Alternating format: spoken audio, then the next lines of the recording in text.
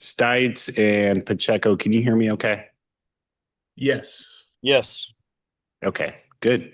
All right. Well, looks like the whole gang is here and staff is here. So we will go ahead and get started. Before I call this meeting to order, I want to announce that some committee members, staff, and the public are attending remotely via Zoom as well as on site. All participants joining by phone should mute their phones when not speaking to avoid background noise. During the meeting, please speak to make sure that when I'll say that again. During the meeting, please make sure that you announce yourself by name and title every time you speak so that the public that is observing knows who is speaking. When speaking, please be sure and speak directly into a microphone so that all comments are heard and the record of the meeting is accurate. This is critical given the number of remote participants and its current guidance from the Kansas Attorney General. If public comments are allowed on an agenda item, comments will be limited to that item at hand. Disruptive comments and behavior are not permitted and may result in removal from the meeting. The way that we will do this is after each department presents, there will be a chance for public comment if there are any, just so you all know, and it'll be a good natural transition from one department to the next. Okay, with that, I will call the meeting of the Neighborhood and Community Development Standing Committee for August 10th, 2026 to order. Clerk, can we have the roll? Good evening. You're hereby notified that a special meeting of the Neighborhood and Community Development Standing Committee of the Unified Government of Wyandotte County, Kansas City, Kansas, is to be conducted in a hybrid format on Monday, August 10, 2026 at 4 p.m. to conduct a budget workshop focusing on specific department needs. Roll call. Stites? Here. Pacheco? Present. Howard? Present. Bynum? Here. Davis? Here. Okay. Our first, I'm going to say item of business, but really all this is for information only. Our first department that we are going to tackle is parks, but I know Mr. Lindsay or Mr. House, I don't know if you all want to start off before we get started. I'll hand it off to you, Mr. House. All right, thank you, Mr. Chairman, members of the Standing Committee, Alan House, Interim County Administrator. So this is the first of a kind of a new approach that we're trying this year for a series of 4 budget workshops focused by Standing Committee and targeted to a handful of departments to hopefully provide you all the opportunity to dive a little deeper into the budget, ask questions, and get information from our departments and from our budget team here. So the budget team created a short kind of presentation on these different departments that you see listed here tonight. And so I'm going to turn it over to Reginald Lindsay, our budget director. Good evening, everyone. Reginald Lindsay, Unified Government Budget Director. So tonight we're going to cover Parks and Rec, Urban Planning, also Community Development and Neighborhood Resource Center. First, we're going to change up the department order a little because planning has to get to Planning Commission. So we're going to start with planning.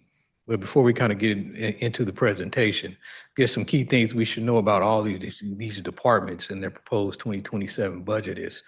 One thing that we did work through in the 2027 proposed budget when we were building it was maintaining core services, also doing targeted investments in infrastructure, and to make sure the capacity stayed the same or increased in some places.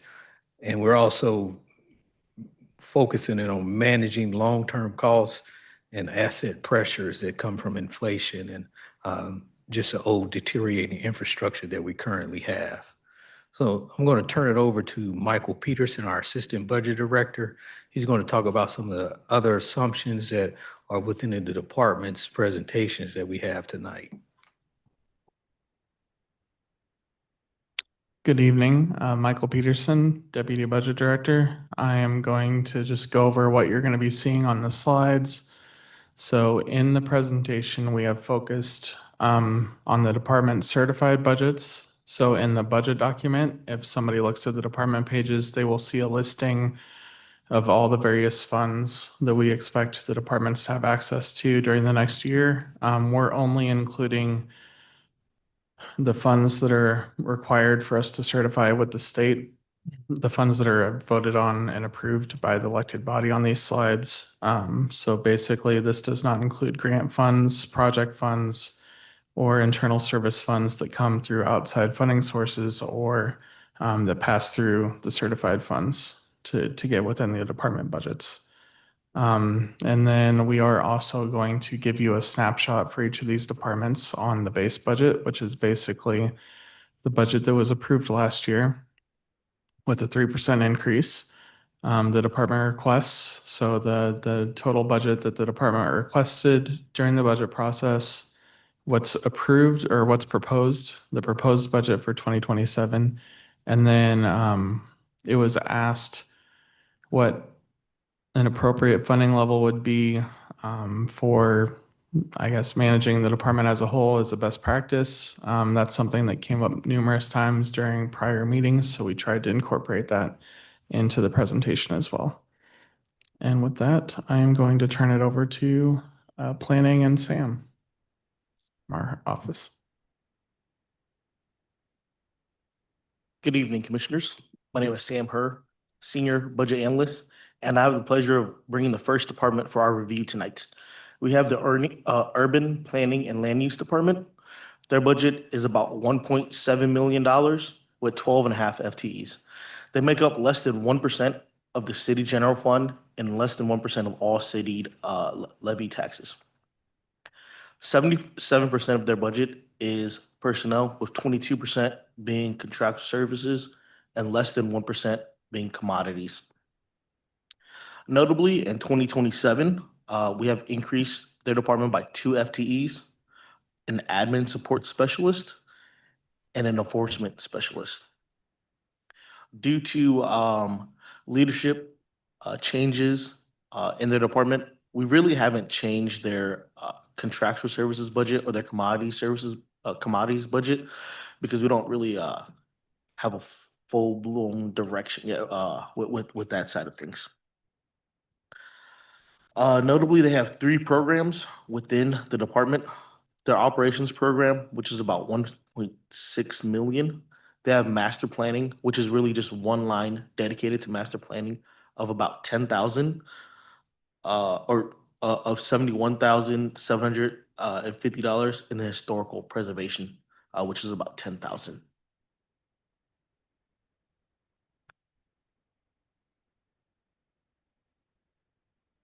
On the next side, you'll see their budget. As Michael mentioned before, their base budget, their requests, their funding levels. So in their base budget, 1.1 million of that is for personnel, with about 400,000 being for operations, totaling about 1.5. What they had requested was their personnel to be about 1.3 million, bringing that up to 1.7 million, and that is where their budget stands as proposed. That is it for this department. So if you have any questions, we can answer them. Thank you. I'll ask clerk if there are any comments for this item. No comments were received. Are there any hands raised online? There are no hands raised. Okay, for the folks in the gallery, would anybody like to speak to this item?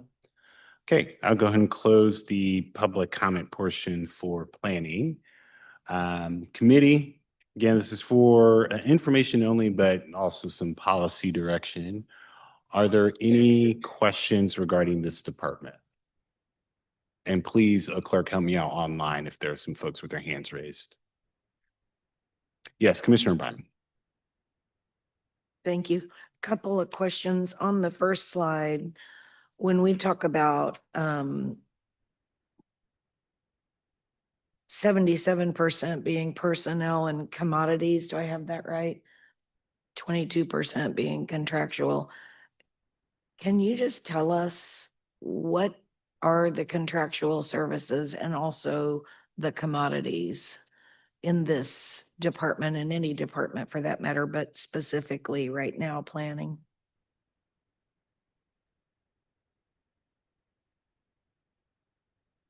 Alyssa Marcy, Planning Department. So for the contractual services, that covers things like our floodplain contractor who helps manage our floodplain program. We also have services that cover other consultants, like those that help with the zoning code update in particular, that's probably the largest cost. As well as I think in some cases, if we have certain programs that we use, there's license fees associated with those. License fees? Okay. And what are commodities in your department? Sam here with the budget department. So the commodities does make up a very almost insignificant amount of their budget at 1%. So it is just office supplies really, training and travel like fuel and things like that. So it's very, very small amounts that they have to support their office. Is that generally what it is in any department when we see the word commodities? That also does include fuel in Uh-huh. some of the larger departments that have vehicles. So Michael Peterson, Deputy Budget Director. So basically commodities are things that are tangible, things that a department gets that you can hold in your hand. Contractual service is something that we're paying money for somebody to do something for us. Thanks. Other questions? I do have a question. So right now, it's my understanding, just due to the shortage of staff that we have, that we are contracting some of those planning services out. Is the plan to continue those services even after we have hired up and added more staff to the department? Alyssa Marcy Planning. So the staff that we have coming on board, and we've had one that has started, they will in some ways be able to take off load from other staff. But for example, floodplain management, we will always utilize support for that unless we have more staff in the future, just because that program is so large that we do need additional help. And as far as the other largest cost for contractual services, which currently is the zoning code update, but in other years has been a long-range plan or master plan, I'm still going to be the only long-range planner. So in that case, we will still continue those contractual services. Gotcha. I also wanted to bring up the Vision Zero plan and kind of where things are at there, and if that has any bearing on the budget that's been presented. But can you just speak to where we're at and if the resources are there to finish that plan out? Yeah, Alyssa Marcy. So Vision Zero was adopted by the commission in, I want to say March. So that plan is essentially complete. We're doing actually some additional work that wasn't in the original scope. Again, this is a grant funded, almost primarily grant funded project. So we actually were under budget. So since it was grant money, we're using it to do some additional work. So that's supposed to be wrapped up by September 15th. We did go ahead and get approval to pursue the implementation of 5 projects, which we actually did also hear that we received the Build Kansas match to cover completely the match. We are still waiting to hear back from Federal Highway about the remainder of the grant. Awesome. And then for the code rewrite as well, that's budgeted for 27. Alyssa Marcy, so we have budget up until about the very beginning of spring of 2027. We do not have currently anything budgeted for the remainder of the code. So the zoning code is a pretty expensive effort in part because it is a complete rewrite. So having to do a total 300+ page rewrite and do the amount of community engagement and that kind of work that goes behind it is a multi-year process, and that's pretty common. So right now we have budgeted up until about March of next year. So that doesn't mean that we couldn't use some of the 2027 budget for the remainder of those needs. Gotcha. Okay. Just wanted to make sure. Other questions? Yes, Commissioner Howard. Howard District 1. This presentation it says approximately 77% for personnel, 22% for contractual services, and 1% for commodities. Looks like here most of the budget is people. So I'm not expect you to have the answer now, but I'll pose 4 questions. Since personnel represents approximately 77% of this department's budget, what measurable service capacity are taxpayers receiving from those personnel costs? That's the first question. The second one, is the current staffing structure the most efficient way to deliver service? The third one be, are there opportunities for technology, automation, shared services, or process improvements to increase productivity without simply adding personnel? And then last but not least, if we do approve 2 additional FTEs, what performance improvement should we expect? Sure, Alyssa Marcy, Planning. So all good questions, all very relevant. So it does say 12 and a half FTEs on there. That is including folks that we are in the midst of onboarding or about to onboard. So I do want to make that clear. We have currently offered positions to 5 staff members. Most of those were positions that we had unfilled for more than a year. And we've had 1 start so far. And because of these new staff, we actually are working on a new organizational structure that I can kind of run through really briefly. But the proposed new structure that we have is we're going to have let's call it day planning, case planning, your regular old planning in 1 bucket. We are hiring 2 additional planners that are going to assist with that. So currently we only have 2 for all of the city. We're going to double that capacity. And that's, again, already included in the numbers you're seeing. They just haven't started yet. Under me, there will be a planner to replace our historic preservationist, as well as a planner to specifically focus on floodplain and other kind of more environmental related planning efforts. So that's something that I've been doing entirely myself that I will now have 2 staff members for. So those 4 staff members alone will completely like double our capacity to be able to do cases quickly, so provide more customer service, and to just get things moving along a lot faster. I'm pretty excited about it. The 5th position, which we actually have, she started 2 weeks ago, is a planning technician, and her role specifically will be out at the NRC. We used to have what was called a DRC coordinator. That is not the case anymore, but she is essentially fulfilling a similar role in which she is there to support specifically the DRC process and work directly with NRC staff on a daily basis to also increase the efficiency of that process. Oh, and I think we have an intern starting too. So interns are always helpful for a lot of different reasons because we do have backlogs of things, as I'm sure you're familiar with. So I think in that sense, to answer that question, it's changing our structure slightly, but I think in a good way because we're having some more specialization, but we're also having some more kind of in-between customer service focused role. For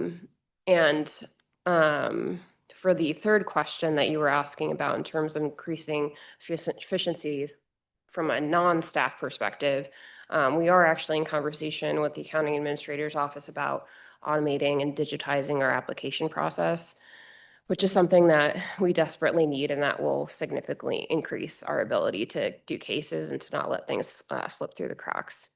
And then your last question, I forgot already. So the last one was, if we do approve the 2 additional FTEs, Yes. what performance improvement should we expect? Yes, thank you. Yeah. So we currently are really struggling to keep up with our enforcement efforts, especially having only 1 for all of the city. That's just an area in which we could really use the additional staff member support. So we'll have that capacity increase. And that's not just for enforcement, like someone complaining about an issue. That's also for reviewing DRC projects to make sure that they're in compliance and they can move forward with their projects. So having that particular staff member will be crucial. And our admin support we've had for a very long time, people wearing multiple hats, staff members answering phones and also emails and also doing, just case, like all of these things added on. So that's just another way to divide that work so that we can more so focus staff members on specific casework. Thank you for sharing those. Awesome. Are there any other questions? Anything online? Okay. Well, I'm excited. If I'm not mistaken, the planning department does charge for services, or there are fees associated with your department. That is correct. Budget, do we have an estimated amount of revenue that we, let's say, last year got for the planning department? And it's okay if we don't have that, right? I don't have it right off, but I know in prior years when we have had a lot of development going on, I do remember like one year is about $1.2 million.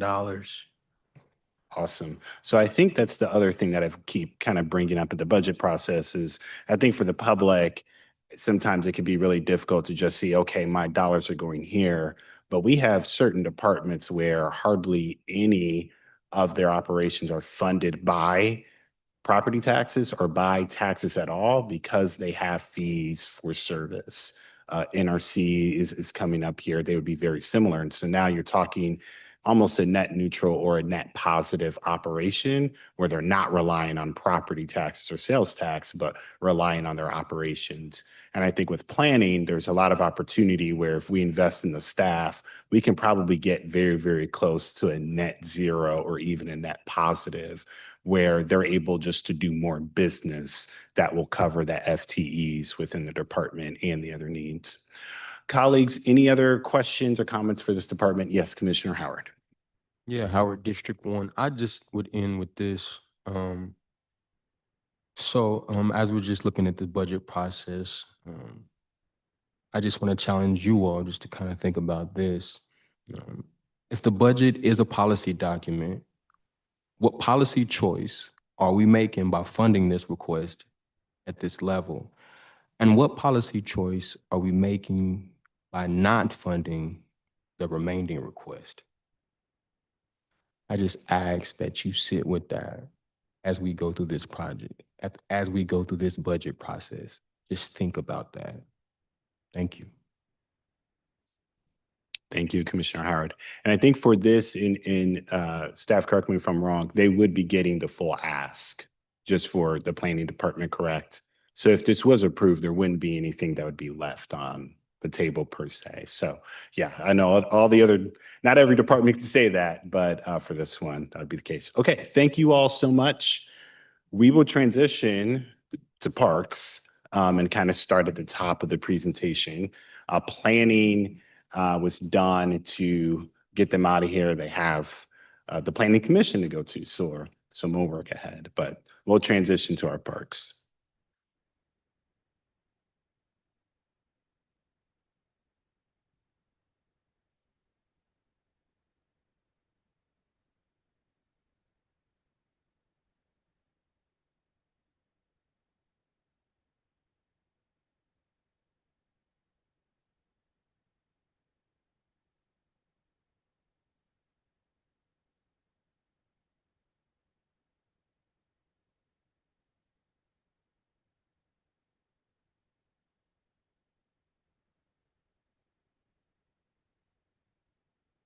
Michael Peterson, Deputy Budget Director. I'm going to go through the Parks and Rec budget for us. So Parks and Rec in the 2027 proposed budget, we have a certified budget of roughly 16.6 or 16,577,600 dollars. That includes 85.5 FTE. So looking through the budget cycle timeline overview,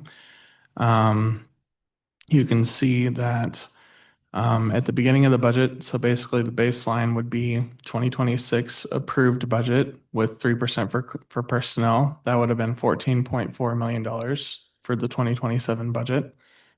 So requested was about 23.3 million, rounding up.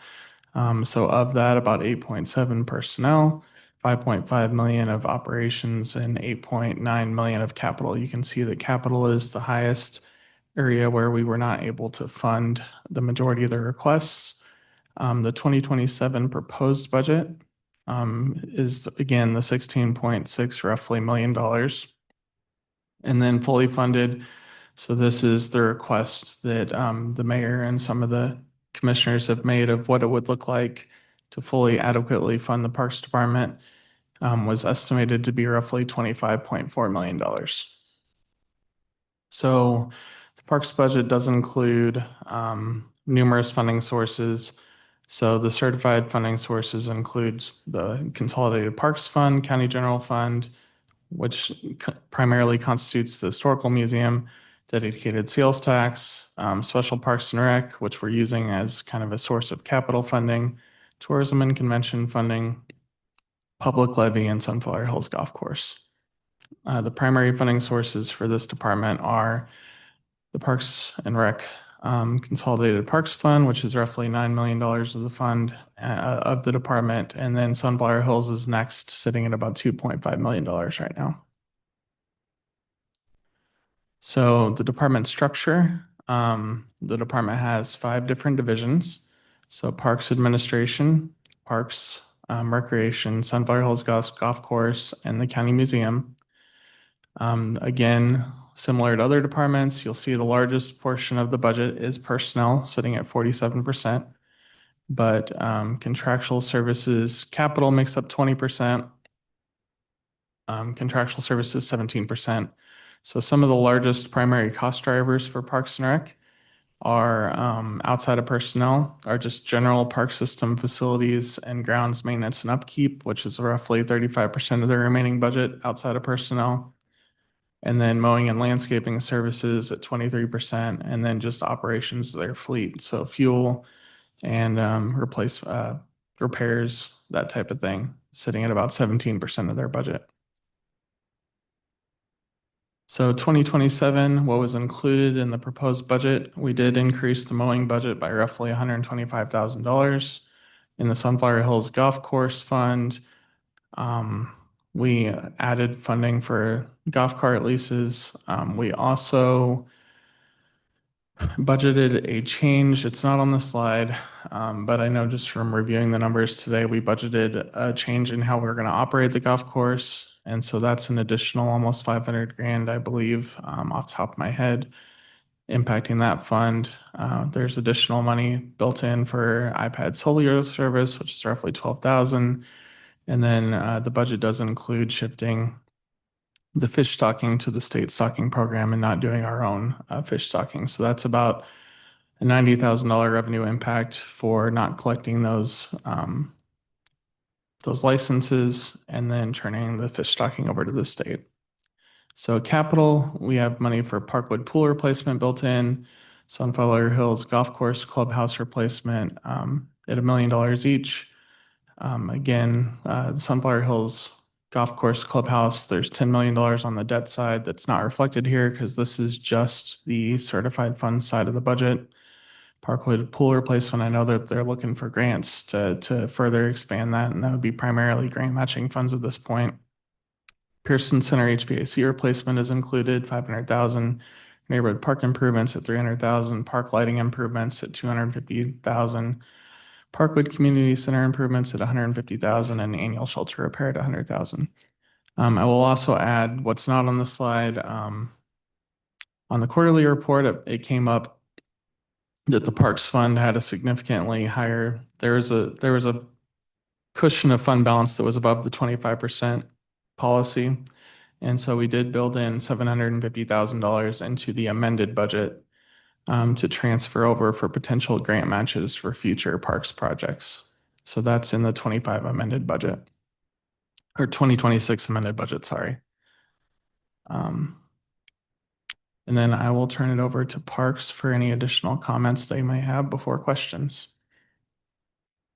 Thank you, Michael. Angel Farrar, Director for Parks and Recreation. So I'll just add a little bit of context, and I'm sure there will be questions and we can have some conversation along the way. But kind of want to just talk about some of the larger capital projects that we have built in to 27. So starting with the pool, we did have a pretty big repair happen about 10 days ago. The last day of the pool was this past Sunday. So just really kind of highlighting the needs of that facility. It's over 50 years old, and I think that it's getting harder to predict just the ongoing maintenance annually, and we're starting to see more of these situations happen during operations during the season. So it's becoming even more critical for us to determine the best path forward for the level of investment on that facility. I know we've talked a lot about the clubhouse and working through what that project is, and just noting again that the golf course is an enterprise fund, and so the idea would be a lot of the user fees paying back whatever that might be. And I do think something to note that in 2024, 64% of the participants out at Sunflower came from out of the county. So we do kind of keep track on that data. And I think when you see tourism being up here as a source, you can kind of make that correlation. Just at a high level, Recreation Division, we just continue to struggle on the operating side as it relates to community centers. We are trying to get the Parkwood Community Center back online, and so that will require additional staffing. Currently, Earl Watson has been closed for 2 years now. And so just, I think keeping an eye on that and just the operating challenges that we have when it comes to recreation. I know that there were some data that was presented back in the community survey as it related to program. And I think that, some of that is a direct correlation from the staffing challenges that we've had, specifically the adult sports. We had some turnover in that position. And then also just during that revenue neutral year, we did have to dial back on some programs. So I know that's been brought up quite a bit. This was my opportunity to kind of make that connection. Similarly for youth programming, just with trying to fill rec staff positions, the programming can struggle to continue when we've got those vacancies. Again, another note on that Parkwood Community Center is not only operating from a staffing standpoint, but also putting in some dollars just for the interior of the facility and getting kind of that back up to a standard to be able to operate more like a community center for the community again. So got a little bit of that built into the budget. Overall, our department continues to just struggle with deferred maintenance. We have quite a big backlog. You've seen that built into the 5-year capital plan. There are several things up here, big ticket items that we requested for 27 that did not make, have not been able to make the final funding for the department. I don't need to go through all of those, but some of those I'll just mention is the pedestrian bridge at Bealey Community Center. Some of our annual programs like playgrounds, trails. We put in a project for some needed water line work at our one of our county parks. And then also outside of just deferred maintenance is, some of the new initiatives or new amenities that we know our residents would like to see. For example, I know we've spent several years kind of talking about what is bringing a new park online in the western portion of our county look like. So we've accounted for those requests, a lot of those requests in the budget process. We know not everything will get funded, but we do try to identify those in the 5-year plan when we can. I will pause there that's about all the comments and context I was going to provide. So happy to take any questions. Thank you. We'll do public comment. Clerk, do we have any comments for this item? No comments were received. Are there any hands raised online? Commissioner Pacheco, and that's it.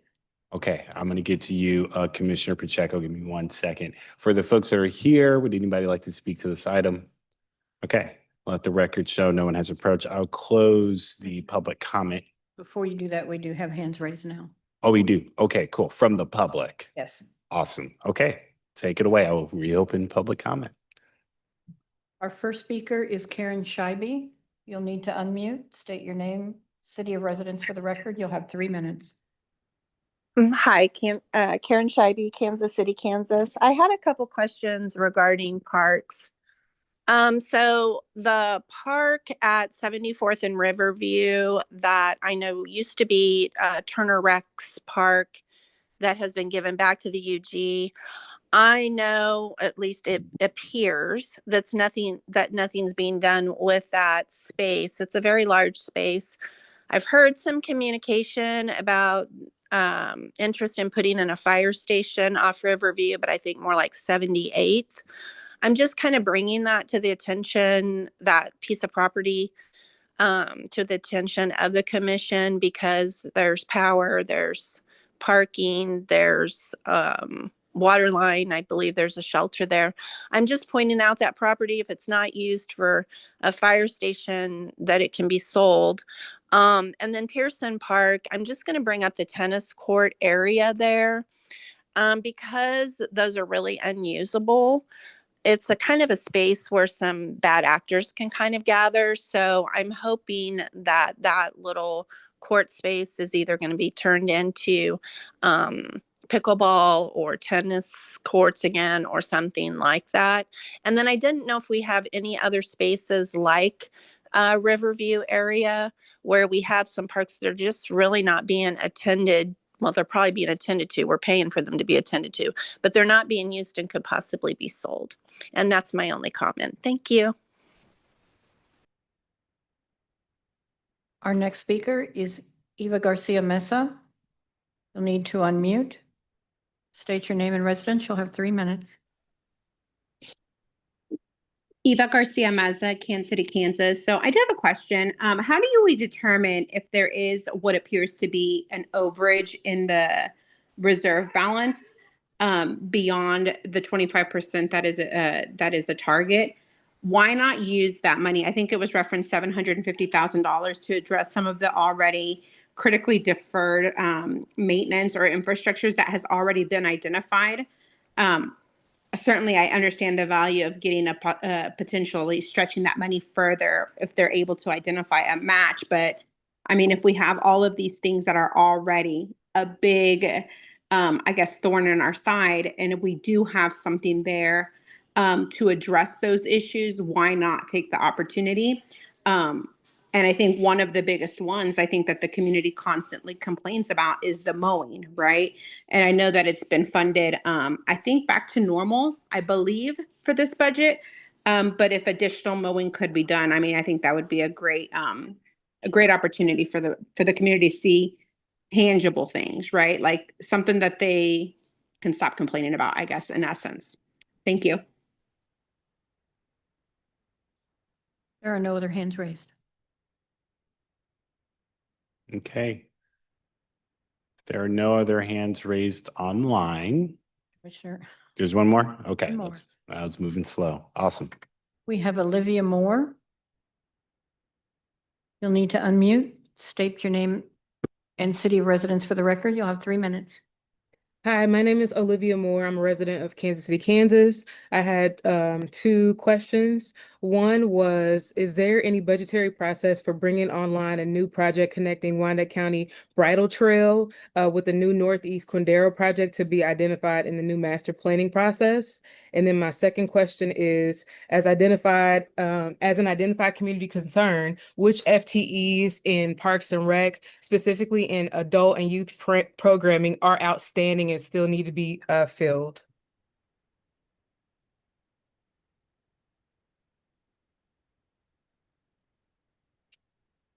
All right. Are there any other hands raised online?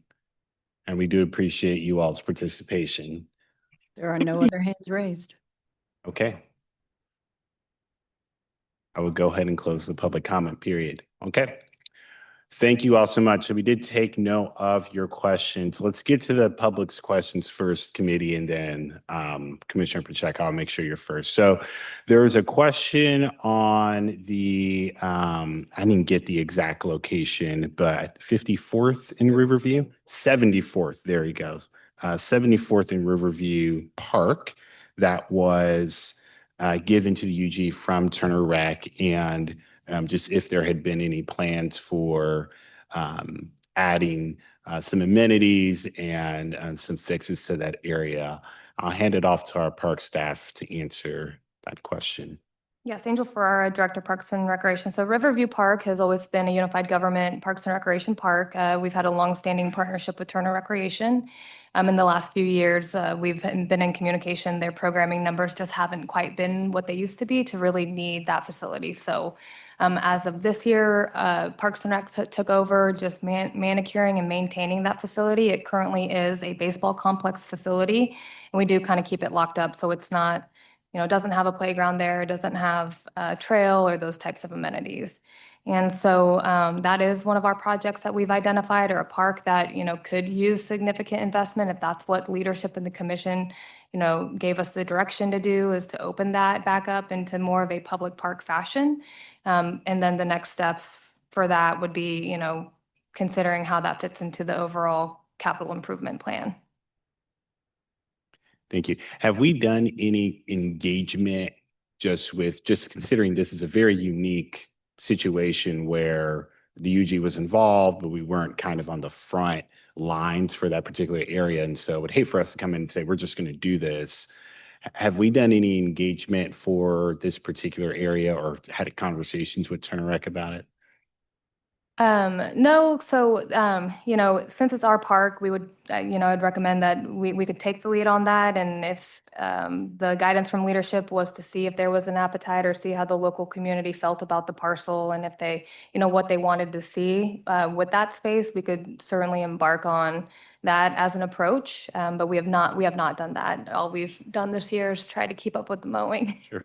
Yeah. Understood. I mean, that would be my recommendation before saying put a playground or whatever is maybe to have some engagement there. Okay.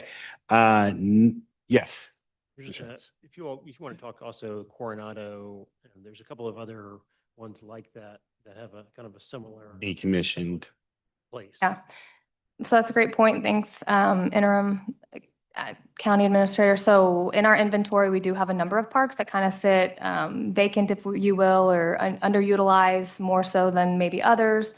Alan mentioned Coronado Park. There's also Silver City. And so these are just larger park parcels that the funding hasn't necessarily existed for us to invest at a level, or we've had some sort of working agreement with another local entity that has operated that in place of Parks and Recreation.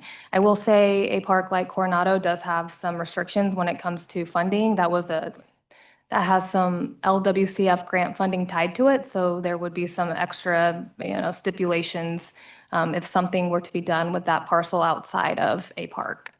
And so always happy to consider, if that's the guidance from leadership is, how can we use these spaces in other ways? But yes, and I'm sure there's a few more, but those are the big three that I can think of. Okay. There was another question about parcels, I guess, decommissioned park parcels to be sold or at least put on the market. And I know this conversation has come up plenty of times for economic development. Just curious within staff if there's been conversation on that particular idea. Yeah, so, we have conversations occasionally on that, and I think it's, for us, if you talk in a reality state of mind and you look at our historic funding levels, and then, how does that match up to a department with an inventory our size, and are we adequately funding, the 54 parks and the 220,000 plus square footage of facilities that we have, right? And so I think that out of the 54 parks, we could take a look at some of those. And I know we have a lot of smaller parks, if you will, some of them are more like a median-like park, and, some are smaller, like our pocket parks. And so we've looked at that a little bit. And if the guidance is to kind of evaluate that further and do some deeper research on maybe what that looks like, we are happy to do so. To that point too, I know that I'd be remiss as a Parks and Rec professional not say, I know that it comes down to resources at the end of the day. And if we had adequate resources, could we truly make all 54 parks an amenity for the neighborhood? And I think when you talk about offloading parkland, it can be a little bit of a sensitive topic to go around. But of course, if you're looking at it for economic development ways, I think that's ultimately also a good approach. Yeah. Awesome. And I think perhaps that could be a economic development conversation. I know I brought up the new position contemplated for the department, that be kind of a part of their role. And then of course, the Amoresco study as well. It's probably a little outdated, but perhaps that can be used. Okay, almost getting through this. There was a question on the process of the overage for fund balances and why the 750 would be used for grant match and not some other direct service to community. So if staff can speak to both of those items, that would be fantastic. So the $750,000 that we put over it for a grant match, and it was the overage of us going over fund balance of 25%, which is a great thing. One of the things we decided to do was not spend the money on recurring costs, but make some investments in the community. One of the things that Director Farrar would like to invest in is the Parkwood Pool. So she has some grants that she is putting in for Parkwood Pool, but she also has a number of grants that I'll let her also speak to. But I do know she was heavily wanting some funding for a grant match for Parkwood Pool. Yes, thanks, Reggie. And exactly that. I know we mentioned the Parkwood Pool project, and we've got a little bit of budget allocation that you saw in 27. And the department recently put in for a land water conservation grant fund in the amount of 2 million. And so it is a 50-50 grant match, so we would have to, make that up. We are anticipating to get some sort of award from that. Maybe not quite the 2 million, but we are anticipating there to be a funding gap for a project at Parkwood in the range of, 5 to 5.5 million. We also think that's a good use of dollars, just because generally with a 50-50 grant opportunity, you're, kind of doubling your dollars, if you will, and going towards a larger capital one-time investment. And so that was some of the thought process and kind of, putting that money in that bucket to see how we could maybe attack. Maybe if it's not the pool and we end up doing well on there, maybe we can use that money if it's towards land acquisition and some grants for another initiative. But to all that to say, mainly for a larger capital project. Gotcha. Yeah.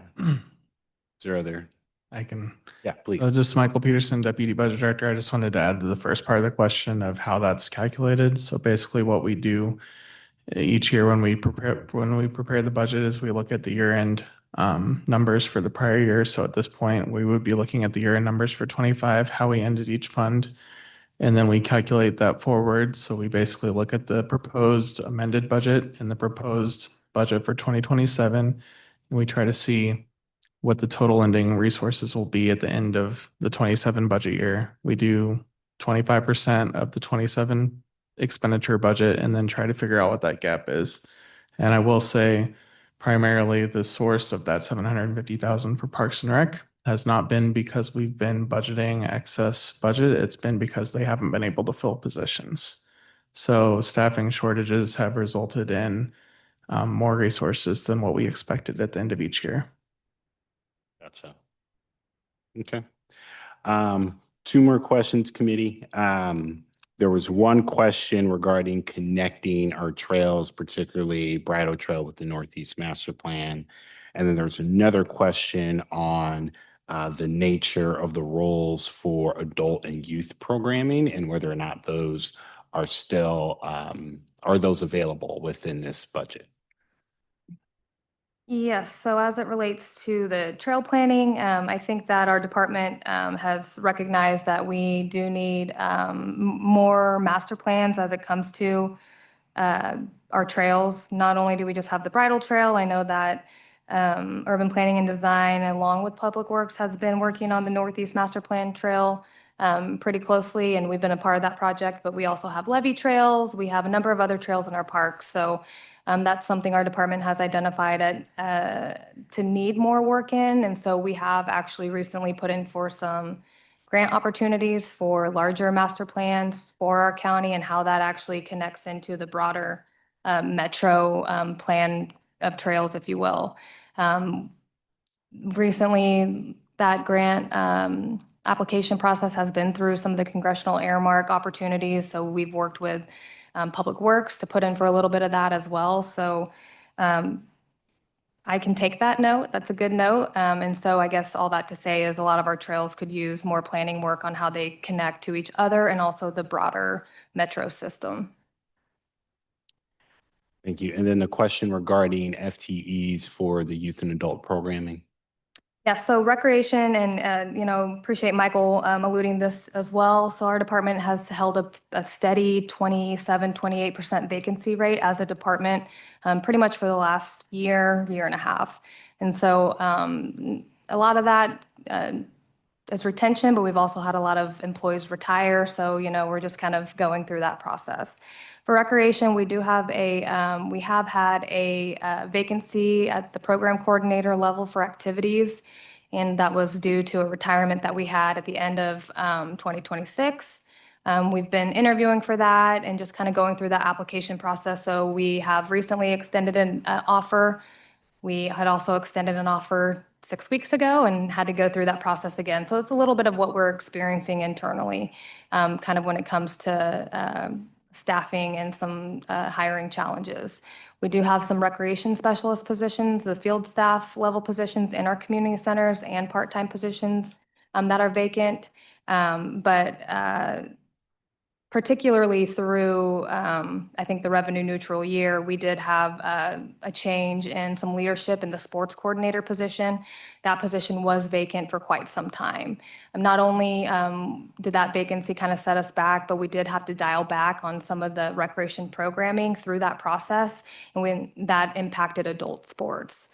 That has been built back into the budget, so we are working on rebuilding that program and those partnerships. We do have a sports coordinator hired right now, so the rec division is working on getting closer to being fully staffed. It's just a process. Thank you. Thank you. Thank you. Okay. Yes, Mr. House. Housing and Respect. I'll just add to, I think part of the challenge that Parks has run into, they're working off their 2017 kind of master plan, which was probably less of a master plan than it was on a kind of a catalog of what was in the parks and kind of the needs were. And it is, we've been having this kind of running conversation for a while, that it is challenging to make the investment in doing the master planning when there's so much kind of immediate need right in front of you. And so when we think about sort of how do you do master planning to get out in front of trail connectivity and long-term needs, in the absence of a dedicated source of capital that you can plan against, it becomes really challenging to make those investments in master planning, or to do them and then not to be able to follow through on them. Then they become obsolete, and outdated, and you've kind of wasted the money in a sense. So it's, I think, I know it's not for lack of desire to do the master planning and to kind of get out in front and do the envisioning, but it's really been the financial posture that has driven kind of the actions. And we saw when we had the influx of federal funds that Parks was able to pull out that 2017 master plan and go tick through that on a number of different projects and deliver on those projects based on that plan when they had the resources to do it. Thank you. Last point, I think Ms. Scheibe had a question about Pearson Park, this court area. Yes, please. Yeah, so that's been identified on our list. It hasn't made a top 5 or a 5-year capital improvement plan, but normally that work would happen out of an annual program like neighborhood park improvements when we've been doing a lot of the sport court work. I know we've talked with Turner School District and their desire to see that facility upgraded. Their high school tennis program is starting to grow. Appreciate the desire for pickleball because that too is very popular. And when we can build facilities that, where you can have those multiple amenities, that's certainly what we try to do. We did take a look at some preliminary costs for that, so we have some ideas of what that would be, but it's on our list, just not in the near 5-year plan, unless grant opportunities become available. Thank you. Okay. We got through the public comments again. Thank you, everybody, for those comments. Commissioner Pacheco, I know you had your hand up. Thank you, Commissioner Davis, Pacheco, District 5. One question. So when we have the slide that says, the budget as it currently stands, and if it were fully funded, I think there's about a $10 to $11 million gap there. Just kind of a quick explanation for myself, and I think for anybody in the public, it'd be nice to know kind of what do you foresee, what is in that extra $10 to $11 million? Are those things that we wish we could have funding for that like we're talking about, like some park somewhere or whatever? Or is that really just that would be adequately funding kind of the basic operations of what are needed to fund the department and all of its operations? Just kind of help me understand a little bit where that what makes up that extra 10 to 11 million dollars.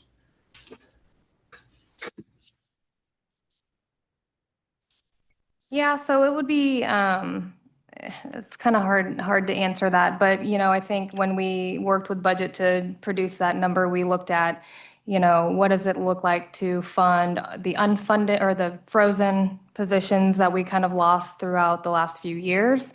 And then also, what would it take operating to really staff our facilities? And then also taking a look at our long list of unfunded projects. So yes, that, new park or a park out in Western Wyandotte is on that unfunded list. It has been for some time. So building some of those unfunded items into that fully funded number. Okay. So Very good. Michael Peterson, Deputy Budget Director, I just wanted to just add that when we solicited that information from departments, we requested that it be a list of items to do what they're currently doing at their best ability. So not adding new services or not adding new capacity, but basically just what would it take to manage their current activities to an appropriate level. Okay. Very good. So yeah, that's very helpful, and I think it makes sense in parks, and I think throughout the rest of the departments as we'll hear from. But I think it's important when we speak with the public about, well, this is what this person who runs a department who knows it very well thinks that they would need to just do the best possible service that they possibly can. I think that's very important for our public to understand that there's quite a significant financial gap in providing top tier service, at least as our department heads see it. So I appreciate the clarity. Thank you very much. That's all my questions, Commissioner. Thank you. Thank you. Do we have anyone else online or for Commissioner Stites? No Okay. hands are raised. Okay, just wanted to make sure. Commissioner Howard? Howard, District 1. I want to go to the Earl Watson Community Center. Director, you said it's been closed for 2 years now. What's preventing Earl Watson from reopening? Yeah, so that's been a staffing challenge. The Recreation Division has 15 full-time employees to staff 7 communities, or 6 coming up now on 7 community centers. We've had a hard time retaining a full staff. And what we've experienced over the last few years is a little bit of context. Historically, the community centers were staffed with 1 rec specialist. We've ran into several safety concerns with only having 1 rec specialist at our community centers. So we have set like a department standard. We can't meet this all the time just due to staffing challenges and time offs and other things like that, to have at least 2 employees at each rec center. And so that's been a challenge. It's not just vacancies. I'll be honest, people have time off, or there are, other requirements and accommodations that the department has to meet. So ultimately, it has been a staffing challenge. If we were to be fully staffed, we anticipate opening it up in some sort of hybrid fashion. But we also have been looking at maybe other community centers that aren't as utilized and scaling back on a center, and then maybe trying to reopen Earl Watson for, 2-3 days until we can get it back up and running. Yeah, just want to follow up as well. I have a couple questions actually. Then with that, what is the estimated cost to reopen it? So it would, if we were fully staffed, I don't foresee any improvements needed to reopen the center. We've had some programming in there over the summer that's been at a contracted basis with a user group that's been running some basketball, programs in there. So we've been trying to operate it in that fashion, but it would truly just be getting fully staffed. But to operate, if your question is for 7 centers, what does it look like to operate 7 centers? Yes. And I think that that kind of comes back to this, personnel number. And so you can kind of see the difference in personnel from the funded versus what fully funded would be. It'd be additional rec specialists. I know we asked for, I think, at least 4 rec specialists in this year's budget process. But I think a larger conversation on, well, what is the expectation, right? Currently, our community centers are only open 40 hours a week, and that's largely because of staffing capacity, right? If you think of a community center, usually that's kind of open, 15, 16 hours out of the day. They open, 7, 8 o'clock in the morning and run programming until, 8, 9 o'clock in the evening. So it depends on what the desire would be for how we would want to see those centers in operation, if it's more than what we're doing or maintaining what we're doing.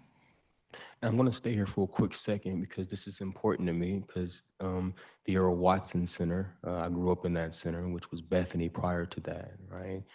The Earl Watson Center was recently renamed to the Earl Watson Center.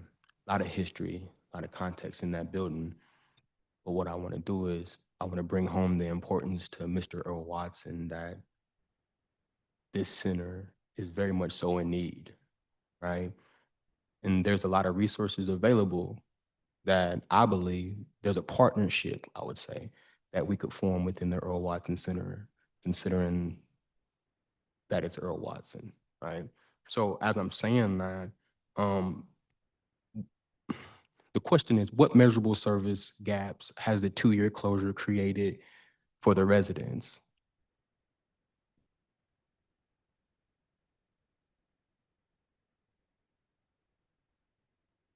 And then has there been an opportunity or conversation with Mr. Earl Watson about how we could partner with him to bring his influence and resources to the Earl Watson Community Center?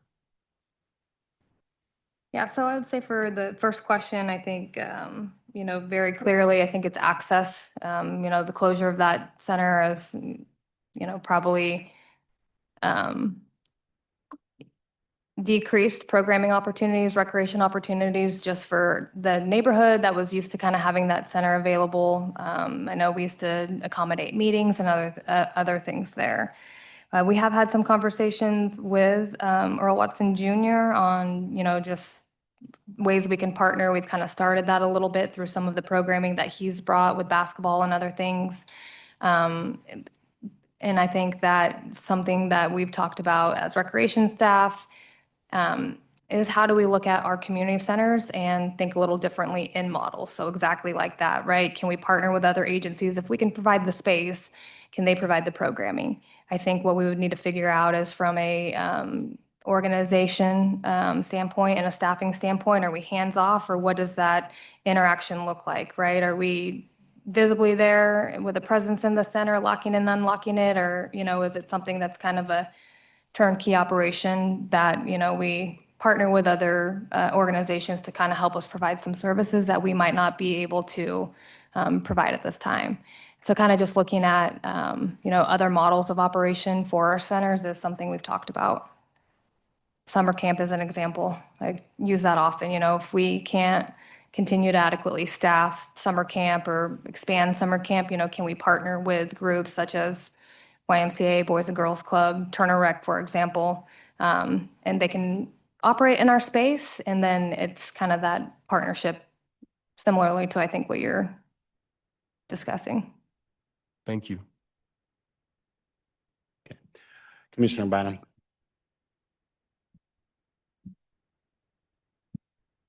Thanks. I have a whole variety of questions.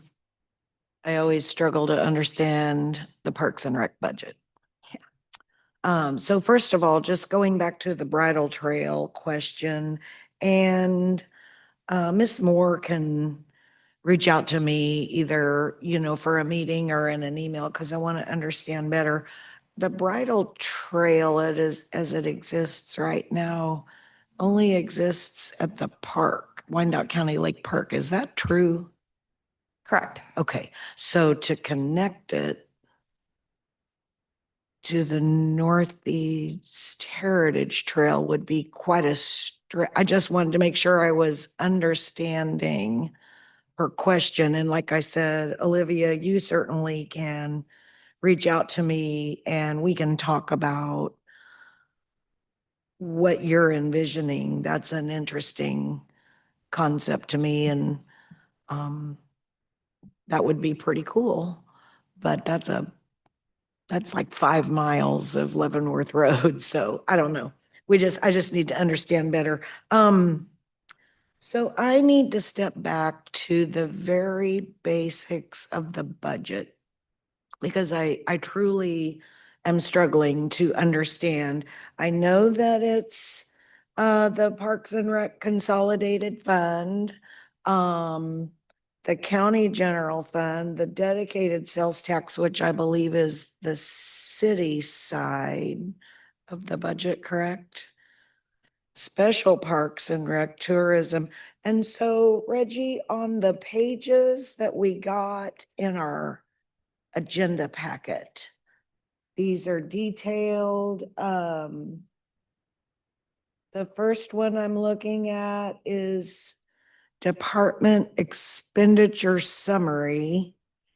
And then there's a section that says expenditure by fund. Are you with me on those pages? Yes. Okay, so I think I see that in the expenditure by fund, that's where it kind of breaks down which of those consolidated parks and rec or consolidated parks, county general, dedicated sales tax. I think those are breaking down for me the expenditures out of these individual funds, right? County general, $377. Yes, that is correct. And Okay. what that page is doing is breaking down, there's different funding mechanisms for departments, and Parks and Recs has multiple funds. Some of them are certified funds, some of them are grant funds. So it's breaking down each fund that helps funds parks operations and capital and personnel. So where I see the fund 160 county general, 377,000, the line above it, Fund 113 Parks and Rec for 27, I'm looking at the last column, 9.5 million. So what all is in the big 9.5 million? So that is a consolidated fund That's the, where it is a levy that is on the county side, but there also is a transfer from the city general fund. okay. It goes into there. Thinking it's about $4.5 million, Michael. About $5 million, Michael said, that helps fund that. It brings it up to that $9.5 million. So what you have there is a bulk of what Parks does is funding out of there. So their operations, as far as personnel, a lot of their recurring costs are funded from there. And one of the things that Michael has done over the years is he's worked to move capital out of that fund and moved it over into some of the special funds like dedicated sales tax, also the special Parks and Rec fund. Mhm. So you have a lot of recurring costs that do come out of that consolidated parks fund. So, and part of the reason I ask is because I just think it's important that not only the public, but the commissioners understand Parks and Rec is kind of the hybrid of city and county government. And some of it's county and some of it's city and some of it gets all mushed together. And the other question I had in there was Sunflower Hills for 27, looking at 2.5 million. And that would be a city. I know a couple weeks ago I learned this is considered a city asset. That is So true. that's 2.5 is on the city side, I'm guessing. Yeah, and that is an enterprise fund. Okay. It's a fund that's totally self-sufficient. All the, it produces revenues from golf fees and things that they sell out at the Sunflower Hills, and that helps funds their capital, also their personnel, and also operating costs that they have. So it's unlike some of the funds where we have a tax levy set against it. There's no tax levy that supports it. It's all based on fees that it brings in. Okay, and that's excellent. And then the very last line, of that expenditure by Fund 990, internal improvement, and it's 2027, it's 10 million, and I just need to understand what is that? So that is the fund that we put our capital debt in. That's capital. So in the 2027 budget, we have a rebuild that we would like to do for the clubhouse out of Sunflower Hills in the amount of $10 million. Okay. So that's what that amount is. But this year, if I read correctly, we're trying to allocate 1 million toward the 10 million. Am I tracking correctly? No, Alan says no. Yeah, so we will have $1 million in the 2027 budget on Budget. top of this $10 million. In And addition, it's in another fund, which is 10 our more proposal million. fund. Okay. And Commissioner, so just to make sure we're all same language here, so there was $1 million in the tourism fund in the proposed budget for the golf course Mhm.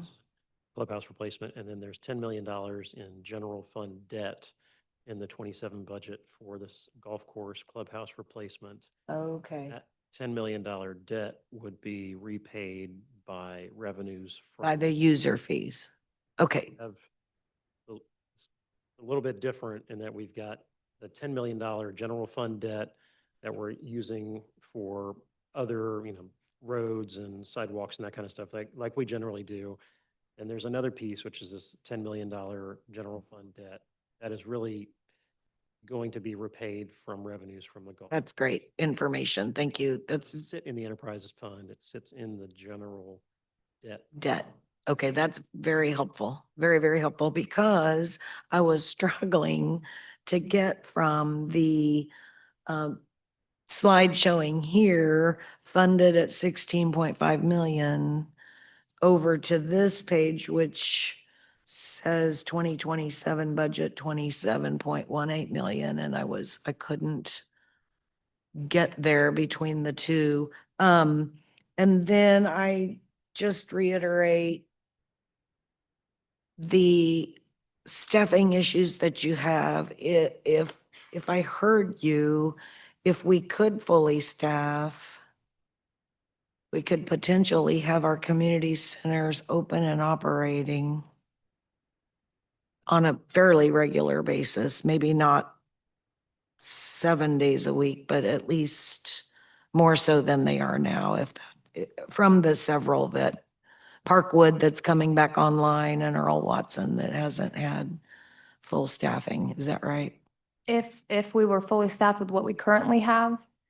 Yeah. With what we currently have. So with what we currently have, we could bring Earl Watson online if we're fully staffed. And then it would be a stretch to bring Parkwood back in a 40-hour capacity, unless we're, getting creative and kind of able to do some different things there. But yes, if we're fully staffed, the idea would be to get Earl Watson open. Michael Peterson, Deputy Budget Director. I just wanted to add, so the Parks and Rec Fund is a good example of one of the benefits we have of the unified government. So prior to consolidation, you would have had a county parks department and a city parks department. So the county parks department would have had, Wyandotte County Park, Wyandotte County Lake, Pearson Park. City department would have had all the various smaller city parks. So now we have one director, one staff for Parks and Rec, one staff to maintain all the parks. We don't have to identify, this piece of equipment as a county piece of equipment, this piece of equipment as a city piece of equipment. It's funded through both sources, and we can use our efficiency to best manage the entire system with shared resources between a city and a county. And I appreciate and agree with that. I think that's an important distinction to make. My only other comment is that I have a level of support for looking at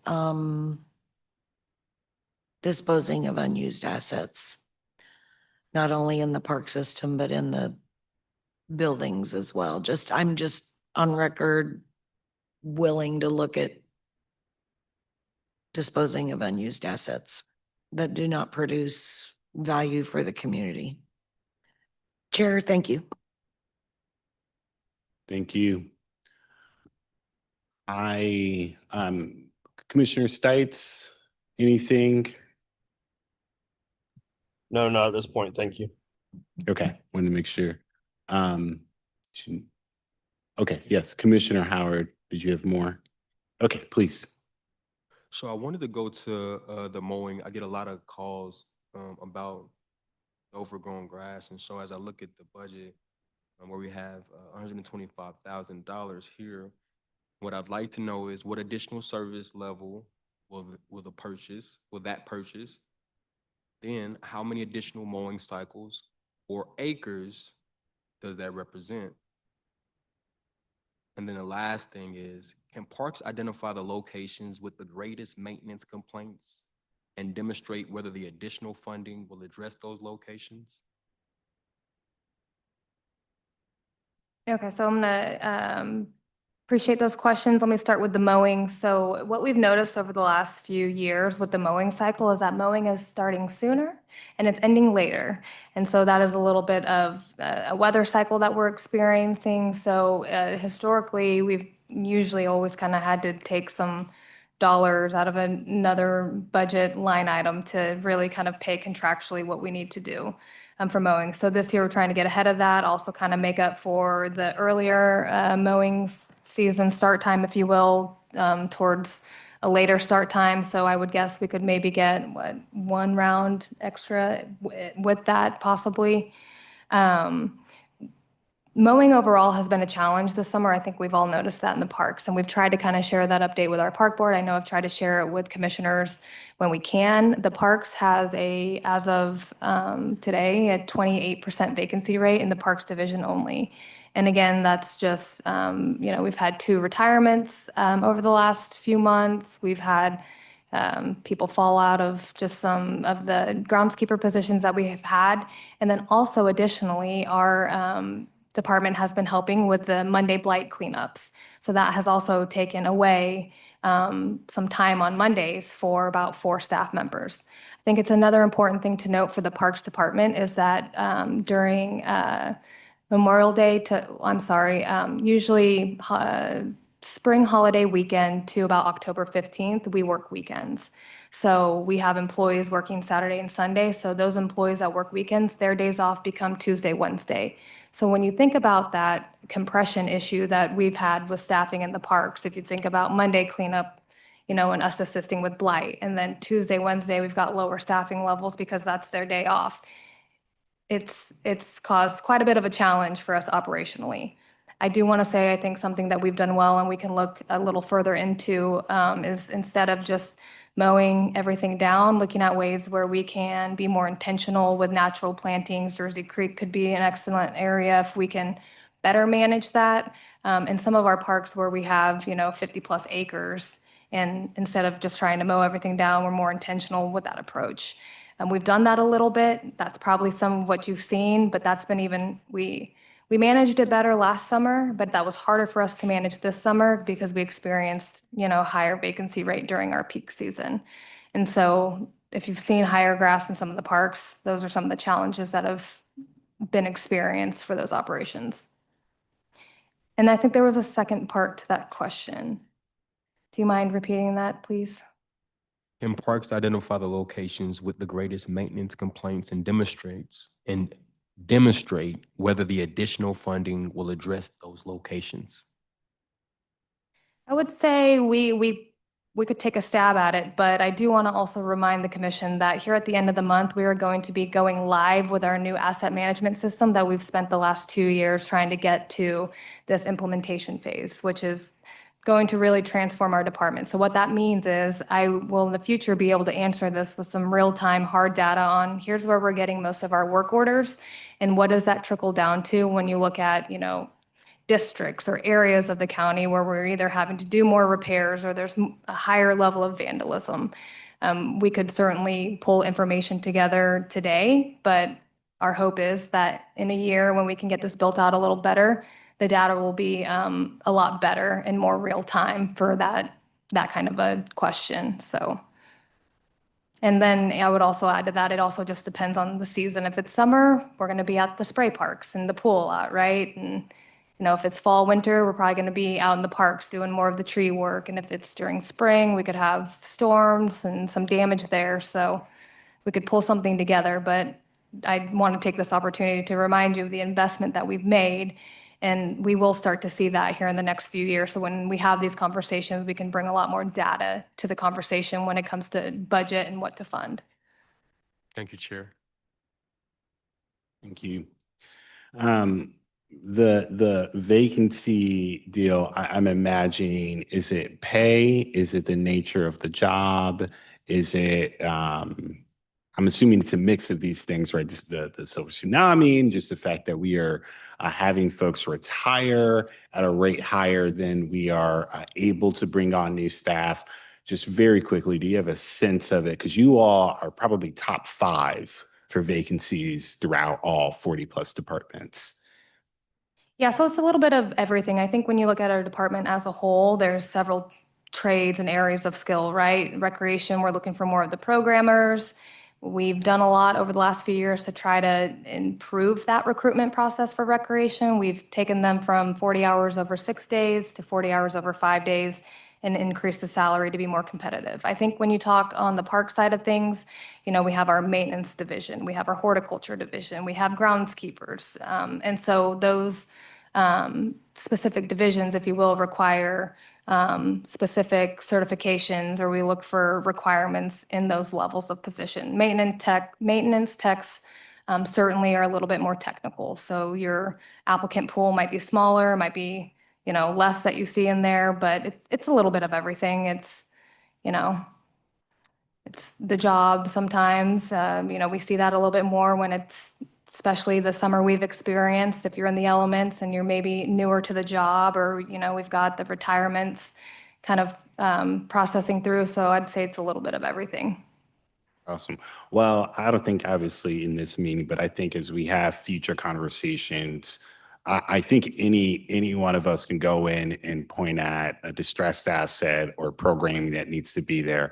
I think the two things that can help us is identifying additional ongoing capital revenue that can help, and then getting some sort of package or something together where if there's a more aggressive ask where you all can say, yes, we're going to see a bump here in salary and pay, but it means we'll have more sustainable operations for our community centers and our parks. I would love to see that just for future budgets and just know what will it cost. And I think we're getting there to the fully funded stuff, but particularly to solve the vacancy part, how can we bring that number down so that we have more folks that are available to do the work? Awesome. Thank you all so much. Was there anything else? I do want to spend a little bit of time talking about the fish stocking program, because that would be a pretty big, an operational change. So I didn't know if there was any interest in hearing about that. Yeah. Please. Figured that was maybe. Yeah. Okay. And so just to share a little bit of context, so historically, the department has always stocked their own lakes, but the state has always had a fishing program that's facilitated through Kansas Department of Wildlife. So we've recently kind of been in discussion with them. We actually have a meeting with them tomorrow on learning more information about that program. And so what we can share with you preliminary is we know that our neighbors over in Johnson County recently adopted this program as well. What that meant for them is, they dropped their local fishing permit fee, and then they entered into the state program. So we are looking forward to learning what the state offers as it relates to fishing or stocking our lakes, but we know that there are a lot of benefits to the program that they can offer that we currently aren't doing. So when it comes to managing the habitat of the lake and controlling kind of the species and better control of what that looks like are a lot of the things that we currently aren't doing to the level that we should be, that the state can come in and offer. They also have quite a bit of programming that comes with kind of being part of the state program. But we are looking at ways that maybe we could partner with them and then join that program. So I think the biggest takeaway is, we would drop that fee. I know, You guys probably hear the same complaints we do. It's why do we have to pay for the state fishing fee and the local, fishing fee? Well, that's because, we stock our lakes as well. And so, that could be a benefit to the program as well. And then also, there's probably a little bit of a buy-in just from the agency. I can tell you it's probably nominal to what we do now. But in looking at what we make in revenue off of permits versus what we stock, it's almost, I think, a budget neutral, probably type of transition for that.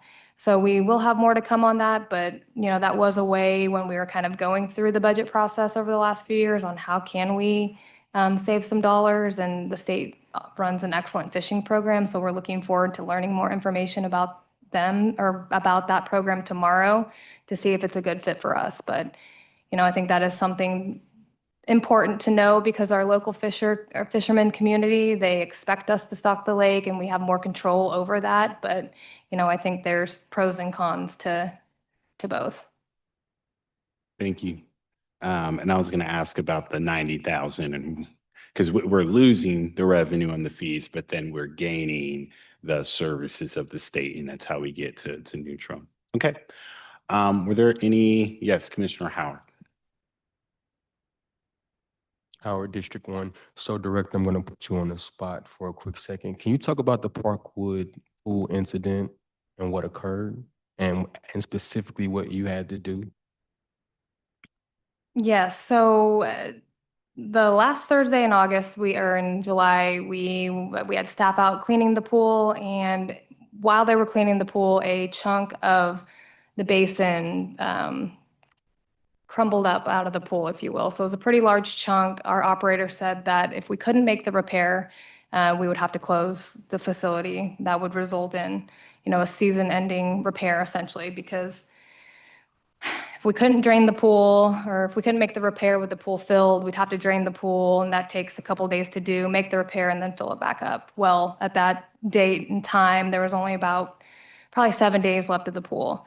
I think that we have a really good maintenance tech team, and they do a good job at maintaining that asset. And so in working with our maintenance tech superintendent, him and I went out there on Friday morning and we got hydraulic cement, and we mixed up the cement on the side of the pool and swam it to the middle, which is where the whole of the basin was. It was in the 4 feet area of the pool. So swam it down. You had 90 seconds to do this. It was probably 1.5 feet long, probably, I don't know, 6 inches wide of a repair to make. So it could be unsafe if you're swimming in there, which would have resulted in the closure. But so, we worked together to do that. And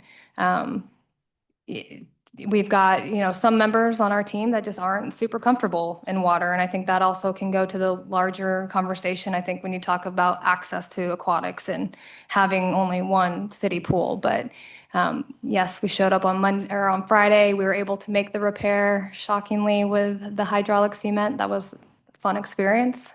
And able to open the pool for the day and keep it open until it closed yesterday. But had we not been able to do that, we would have looked at a season-ending closure with that. And it's just, those things are harder to predict. We could make all the repairs in the off season, but because of the age of the pool, it's harder to predict when something might fail while it's, full and operating. But always appreciate an opportunity to get out in the field. Yeah, thank you for sharing that. I know oftentimes I get a lot of praise about me being out in the community and doing what I do, but it's important that people also know that it's not just me, right? It's all of us that are always willing to roll our sleeves up and get involved in any part of the department. So I just want to say I appreciate you, each and every one of you, just for being willing. Thank you. Willing to roll up your sleeves and be a part of it. So thank you. Thank you. Okay. Well, thank you to our Parks Department. This is a great conversation. You all are doing, again, a phenomenal job with the amount of resources. I think those 2 slides don't really, it doesn't do justice to the amount of work that you all have done. And I think for folks, if they were to compare your budget to others, they would be surprised. So thank you so much. We will transition now to our third department, which is community development. which is asking for a half FTE. Just wait. Sure. While we're transitioning, I'll just give Yeah. a preamble on this one. So as budget staff noted, this is really focused on certified funds. And as you all heard, when we recently adopted the plan for community development, most of their funds lives kind of outside of this process. So when you look at the number and you're like, we're talking about half an FTE here, this is really kind of the homeless services is what this is focused on, both in terms of the homeless coordinator at a half to FTE, as well as the funding for the cold weather shelter. So that's really what we're kind of talking about. Not really talking about the larger community development, but about this kind of very specific. Thank you. Okay, please. So community development, they have a $280,000 budget within the city general fund. So that's about 7% of their total department's budget. So they kind of look at for every dollar spent, the unified government's tax levy funds is giving community development like 7 cents. So one of the new things that is within their budget this year that is being proposed is a half FTE for community development unhoused population coordinator. This position will be funded on the following splits of 50% grant, 35% city, and 15% county.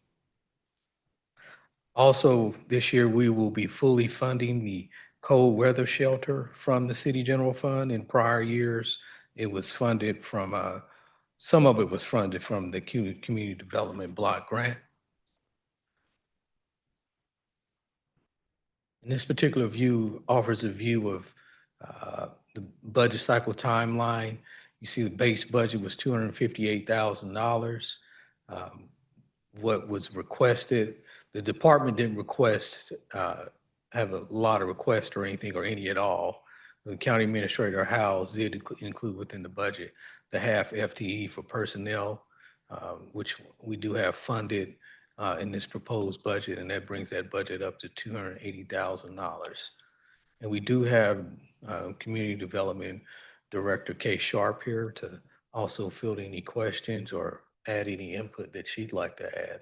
Kay has definitely been innovative in finding new things that we can do here with community development block grant money that we hadn't done before. I'd like to add.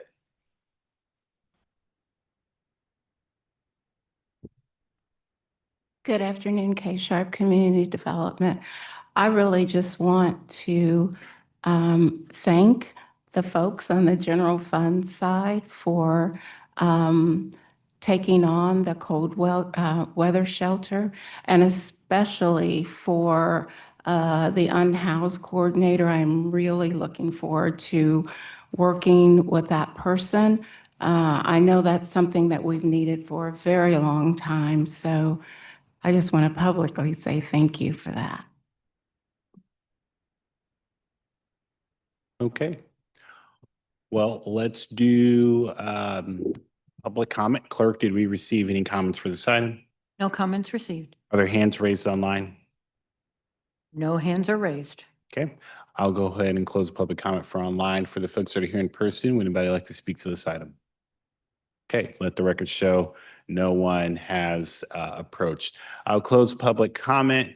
Are there any questions, committee, on this particular item? Again, this is just what is funded through the general fund, not all of the other federal funds that are involved with community development, just for folks that are looking at that number and saying that it looks much smaller. Are there any questions? Okay, I do have one quick question. Half FTE funded at the 50,000. Am I just reading that correctly? Yeah, that is the half FTE, yes. Okay, gotcha. And it will assist. And this position is different, Mr. House, from the housing coordinator position. Okay, I just want to make sure those two are not the same thing. Okay, so this is different, although I do hope those folks work together. Okay. If there's nothing else, clerk, any commissioners hand raised? No hands are raised. Okay. If there are no other questions, thank you all so much. We will move to our last department, which is the Neighborhood Resource Center.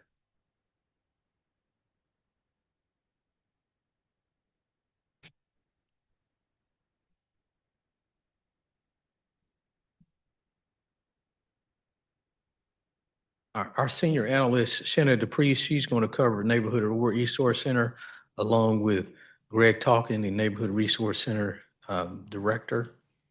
And I'll turn it over to Ms. DePriest. Good evening. My name is Shanna DePriest, and I am the budget analyst for the Neighborhood Resource Center. I'm going to go over the 2 slides that we have for them. Jumping into it, their total budget is $6,346,400. And of that, with that budget, they have 55 FTEs. Jumping into the first pie chart that's depicted, you can see that 81% of their budget goes to personnel. 11% goes to contractual services, 4% goes to grants, 2% goes to commodities, and 2% goes to capital outlay. Their department hierarchy is that they have the NRC Admin Division, Building Inspection Division, Livable Neighborhoods Division, Property Maintenance Enforcement Division. And their 2027 budget impacts are that they got 1 additional vehicle for property maintenance enforcement. And some of the keynotes of their department is that the largest portion of the NRC total budget is personnel at 81%. The largest portion of NRC's contractual/commodities budget is clearance and demolition at 30%. And the second largest portion of NRC's contractual/commodities budget is rent lease expense for office space at 18%. Jumping into their second slide, you can see again that their total proposed budget is $6,346,400. You can see that depicted in the total line of the funded column. And just jumping back over into their base budget scenario, you can see that their total there is $6,308,800. Their requested total was $7,191,800, and their fully funded total was $7,191,800. And I would just like to include that their capital includes fleet transfers. And with that, that's all that I have for the NRC. I'll turn it over to Greg. Thank you. Thank you for having the NRC here this evening. Just want to start off that there are some things that we're struggling with, and you guys all know that. One of the issues is that our timing on development or review projects has significantly increased over time. I mean, part of that's due to the complexity of the projects, the number of the projects. We also think part of that is the resources that we have available to do plan reviews. We did put in a request for a residential and commercial plan reviewer. That was not approved, but we will continue to look at ways to gain efficiencies. I do want to take the note, though, that ours is not the only office that has that issue. All of the DRC partners and community or participants, and I want to note especially the fire department, for them, is that their one plan reviewer has multiple duties. And so over time, we need to look at a way to move that forward and find additional resources. On a positive note, we are continuing to push forward, although at a very slow pace, to enhance our technology. I want to thank you for at least the part that we got in there so far, the $200,000 that has been designated to Excella. That will help. That goes to the Knowledge and Innovation Office, who's been managing this entire thing. That will help us have the managed services, because I don't know how Knowledge and Innovation does it. They have so many projects going on, and the way they juggle those, the managed services will help tremendously, because they will be able to push some stuff off to Excella to help move that forward.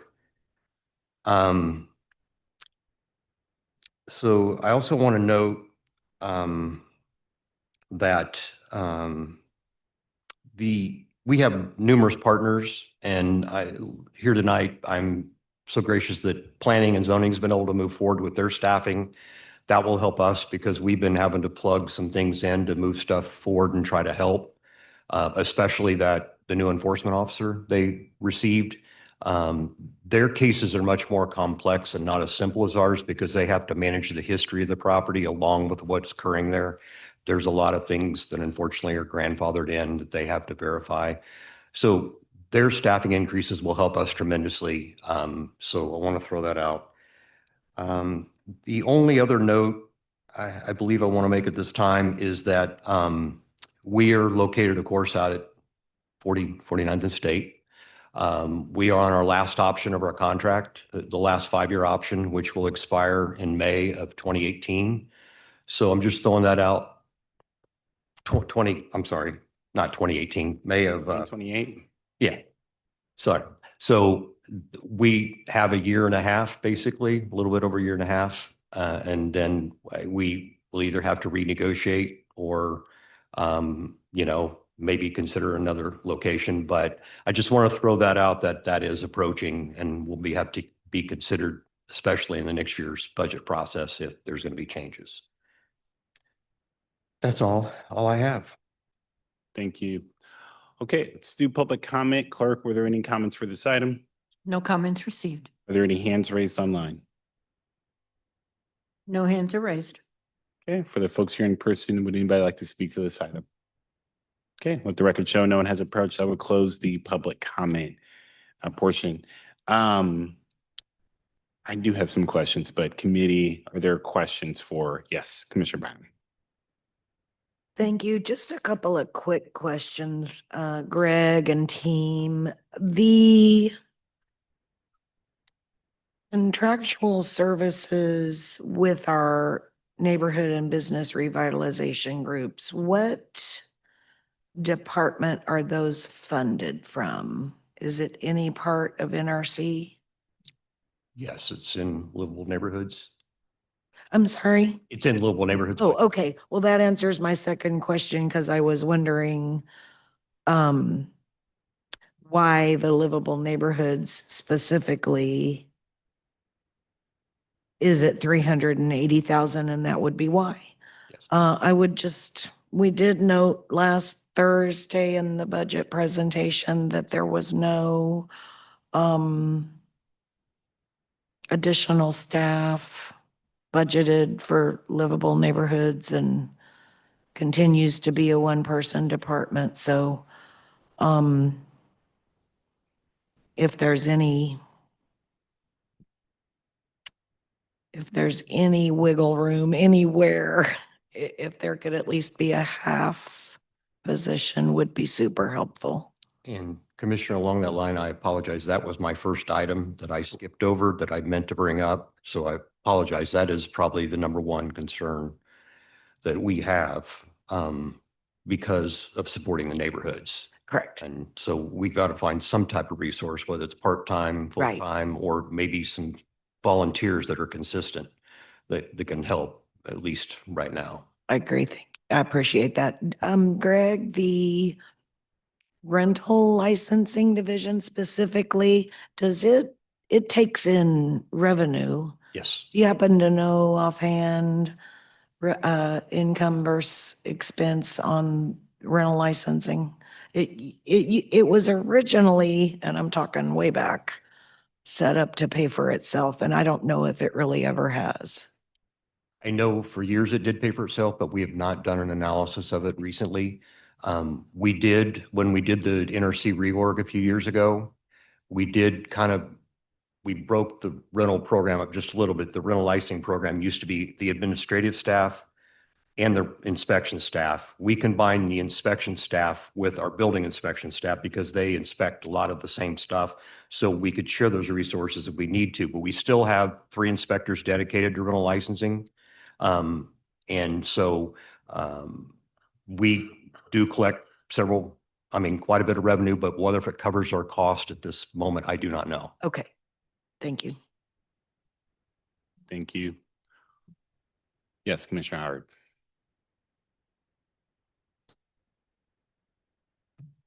Howard, District 1. So what is the current average turnaround time for residential and commercial plan reviews? And what was it 3 years ago?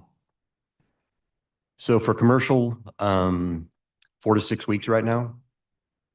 We used to target 15 to 20 days before. On the residential side, we had a period where we were probably 3 to 4 weeks out. Normally that's a 10-day turnaround, and we've been able to catch up a little bit. We were way behind, especially with all those projects going on in land bank there for a while. We had some developers come in that we had to kind of assist and hold their hand to get some things through the process, but they also had a learning curve. They were having to go back and forth with several of their submittals as they went along. I think we made some steps that'll help that in the future, but we're still not back to the 10 to 15 days on the residential side either. Yeah. So are there particular projects in District 1 that are being delayed because of review capacity? Not that I'm aware of right now. Those majority of the land bank projects we were working on are District 1. And we feel like we're at a good spot with that right now. Thank you. Thank you. Three things I wanted to bring up. One, I will echo the need for staffing for livable neighborhoods. I just don't think that we're going to be able to rebuild from what at one point 50 plus to now dwindling 35, 37. I just don't think one person's going to be able to handle that. And quite frankly, without adding that capacity, I do wonder how much longer can you sustain having that one person do that job? And so there's also that question of how can we support. The other thing I really want to challenge our staff on is why weren't the commercial and residential review positions added to the budget? I only ask this question because, again, we don't have a lot of departments that could be a net zero or a net positive, meaning we hire you and then you do your job and you do your job really, really well. That means you actually are bringing in money.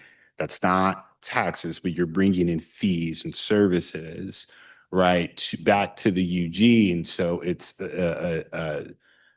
it can be a net positive for our community. So I'm just curious from the budget standpoint, why were those two positions not added in the proposal?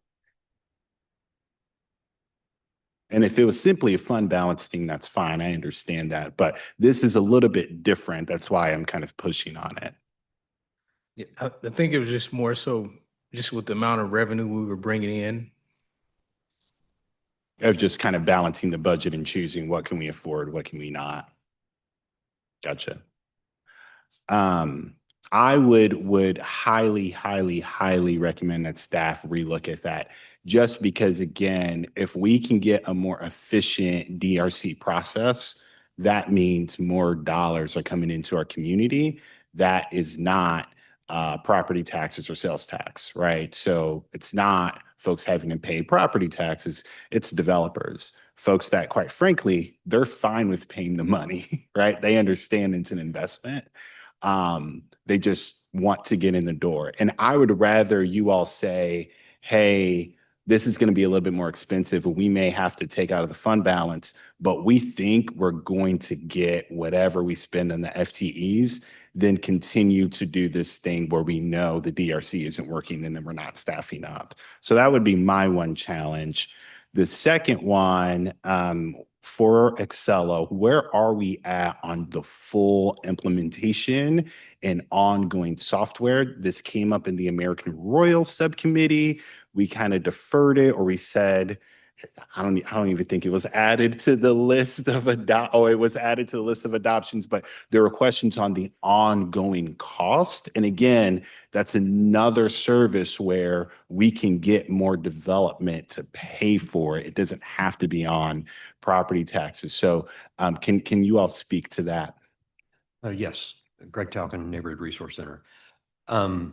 So We are currently working on the Development Review Committee process, the DRC process. That is probably our most complex process that we have. Right now, the Knowledge Office is meeting with all of the DRC participants, working through, looking at how we're designing that. They're also continuing to look at how to integrate that into the web application. Our goal is to have that completely online where everything is going through Excella. We're not having emails being sent here and other communications here. It's all going to be in the same system. It's going to do two things for us. First of all, it will gain efficiency because we won't be looking for stuff we can't find. And second of all, it will give us additional data points that we will be able to figure out when we receive plans from the developer, when we're sending them back to them and everything else to help us manage that process. So if we're the ones holding it up, we'll have that data. If they're the ones holding it up, we'll have that data.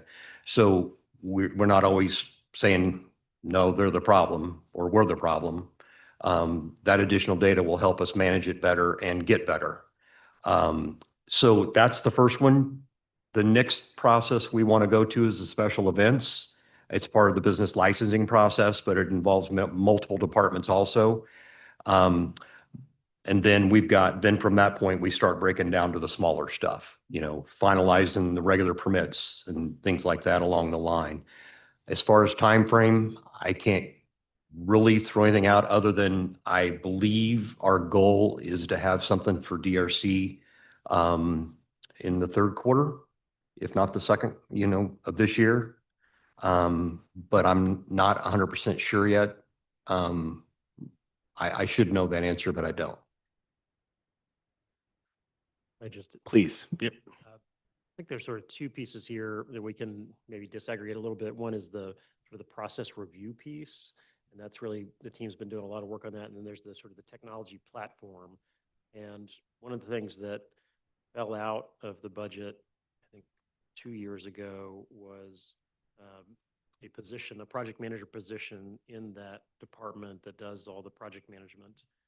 And they have asked for, but wasn't able to be funded, a business process analyst. So it's in some ways bigger than this particular conversation, which is how do we become better and more consistent at reviewing business processes step by step by step, rethinking those, and then really whatever technology platform that is, so the website or the Excel database or whatever, and then you take that business process and lift it and put it into the technology.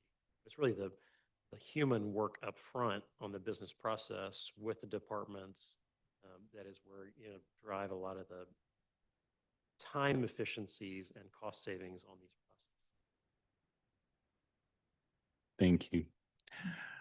Just for clarity, Mr. Tolkien, the ongoing cost for Excel will be how much? Do you know? I apologize. I don't have those numbers. I don't know what the actual annual licensing cost is on the top of my head. That's the ongoing cost that we will have. We won't always need MOS. We won't always need the managed services. Like I said, that's helping staff move that forward much quicker, and it gives us some expertise that we've always had some third-party vendors that help us, but this is coming straight from the product that we're using, coming from them, and we've had some good results so far with having them involved. Awesome. I'm looking at the proposed budget, so I'm happy that Excel is the first thing. In committee, the reason why I'm bringing this up for the public is it is one thing for us to identify the problems, but to solve those problems will take investments. And that means we're going to have to make some tough decisions. But I really think if we lean in on Excel and lean in on some of these staffing needs, some of those issues with the land bank, with development, the calls that we get, now there are resources to actually solve the problem, which is what has been really, really difficult to watch for the past 4 to 5 years. And so I'm excited to see there's movement on these things because I don't want us to keep having the same conversations and having the same problems without there being some sort of solution.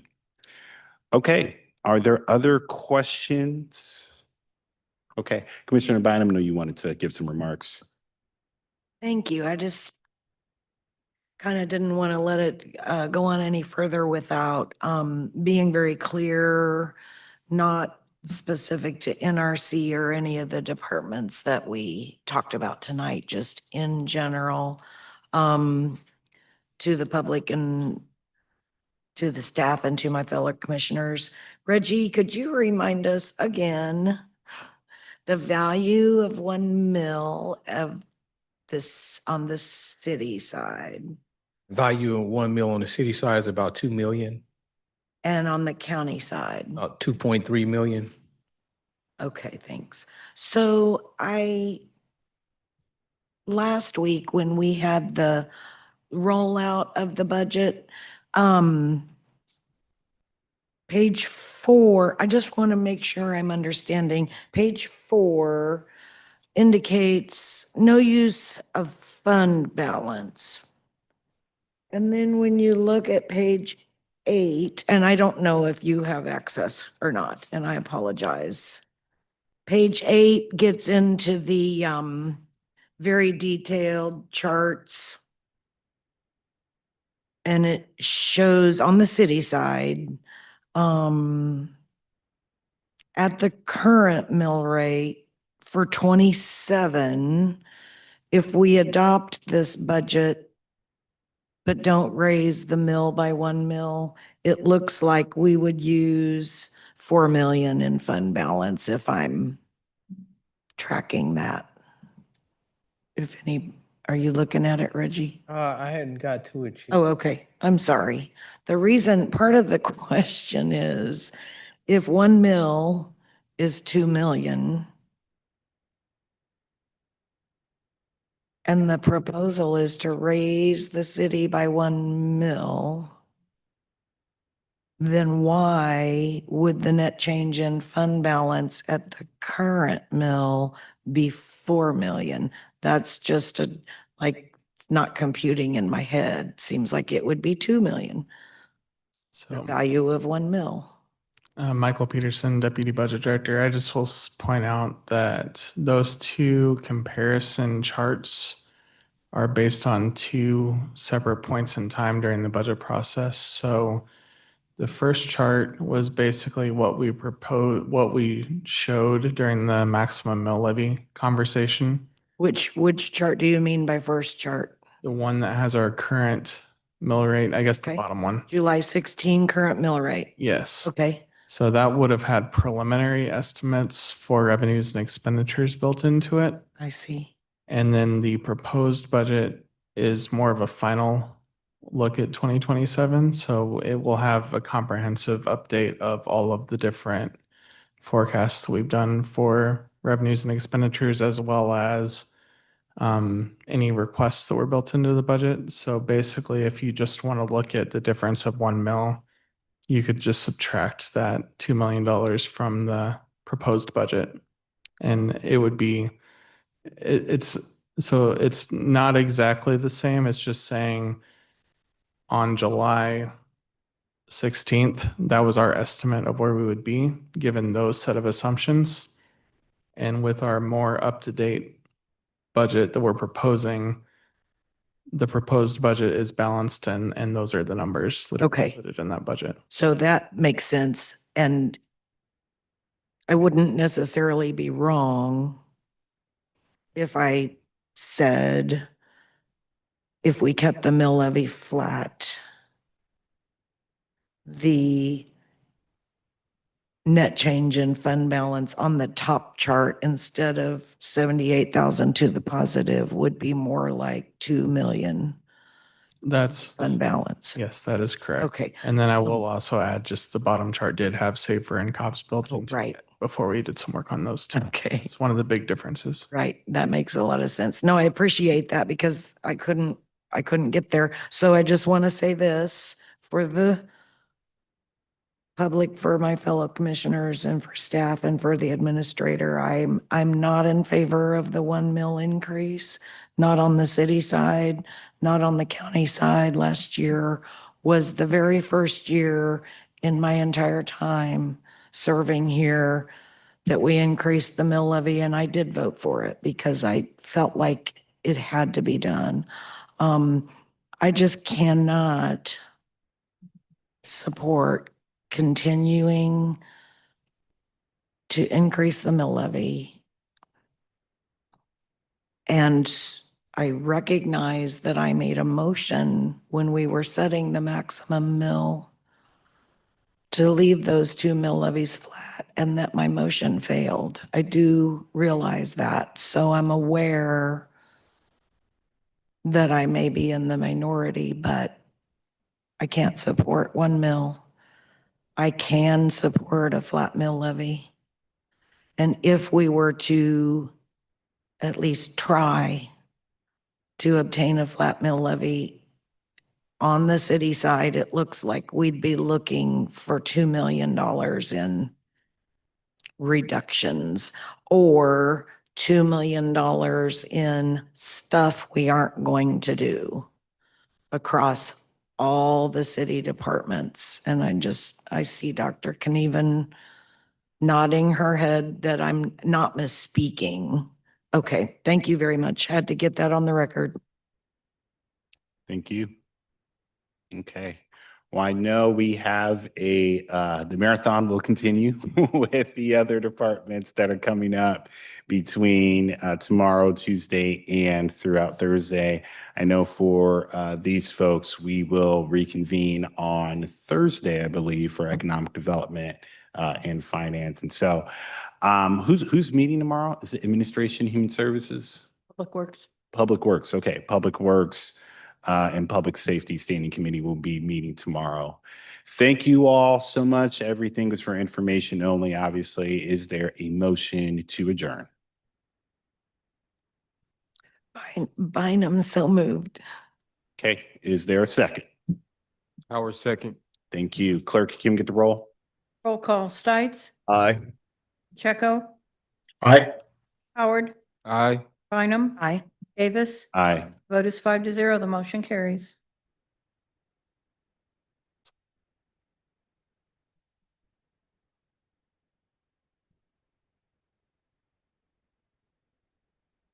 Yes, he's done.